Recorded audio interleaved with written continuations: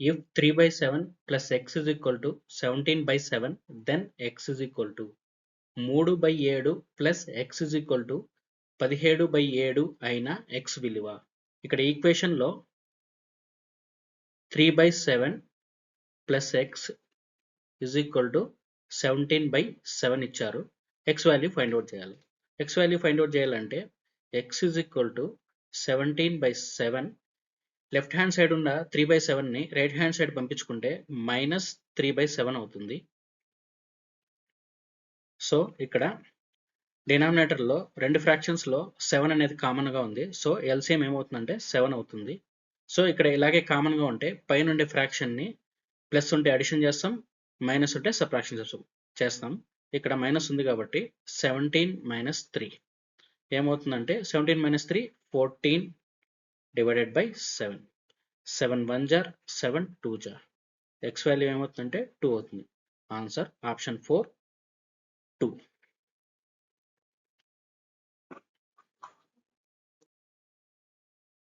If 9x divided by 7 minus 6x is equal to 15, then x is equal to 9x divided by 7 minus 6x is equal to 15 అయిన x విలువ.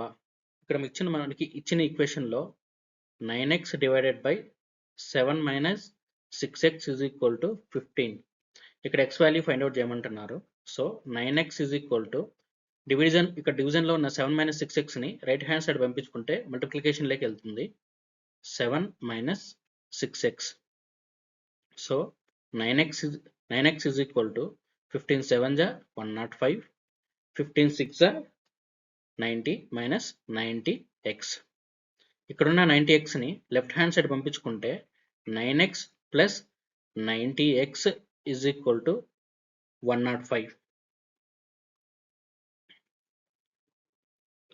So 9x plus 90x ఏమవుతుందంటే 99x is equal to 105. మనకు కావాల్సిన x value కాబట్టి ఇక్కడ 99 right hand side పంపించుకుంటే ఏమవుతుందంటే division లోకి వెళ్తుంది. 105 divided by 99. So 3 3s are 9, 3 3s are 9. ఇక్కడ కూడా 3 3s are 9, 3 5s are 15. x value ఏమవుతుందంటే x is equal to 35 divided by 33.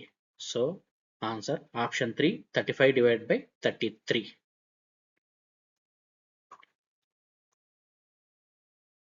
n by 2 minus 3 by n by 4 plus 5n by 6 is equal to 21. Then the value of n is n by 2 minus 3n by 4 plus 5n by 6 is equal to 21 అయిన n విలువ. ఇక్కడ ఇచ్చిన equation లో మనకు n by 2 minus 3n divided by 4 plus 5n divided by 6 equal to 21. ఇక్కడ n value కనుక్కోవాలి. So 2 కి 4 కి 6 కి ఎల్సిఎం ఏమవుతుందంటే 12 అవుతుంది. సో ఇక్కడ 6n minus 9n plus 10n is equal to 21. ఇక్కడ 6n minus 9n plus 10n పోతే ఏమవుతుందంటే plus n is equal to ఇక్కడ డివిజన్ లో 12 రైట్ హ్యాండ్ సైడ్ వస్తే 21 into 12 అవుతుంది. సో 6n plus n ఏమవుతుందంటే 7n is equal to 21 into 12. So ఇక్కడ మనకు కావాల్సిన n వాల్యూ కాబట్టి n is equal to 21 into 12 divided by 7. 7 1 ja 7 3 ja. So 12 into 3 ఏమవుతుందంటే 36 అవుతుంది. n value 36. Answer option 4 36. z divided by z plus 15 is equal to 4/9. Then value of z. z divided by z plus 15 is equal to 4/9 అయిన z విలువ. ఇక్కడ ఇచ్చిన question లో మనకు z value కనుక్కోవాలి. z divided by z plus 15 is equal to 4/9. So మనము ఇచ్చిన దాన్ని క్రాస్ మల్టిప్లై చేస్తే 9 into z 9z is equal to 4 into z plus 15. So 9z is equal to 4 into z 4z, 4 into 15 plus 4 15 ja 60. So ఈ 4z అటుపక్క పంపిస్తే 9z minus 4z is equal to 60. So 9z లో 4z పోతే ఏమవుతుందంటే 5z is equal to 60. ఇక్కడ 5z కాబట్టి ఈ 5 అటుపక్క పంపిస్తే ఏమవుతుందంటే z is equal to 60 divided by 5. So 5 1s are 5 12s are. Z value z is equal to 12. So answer option 2 12.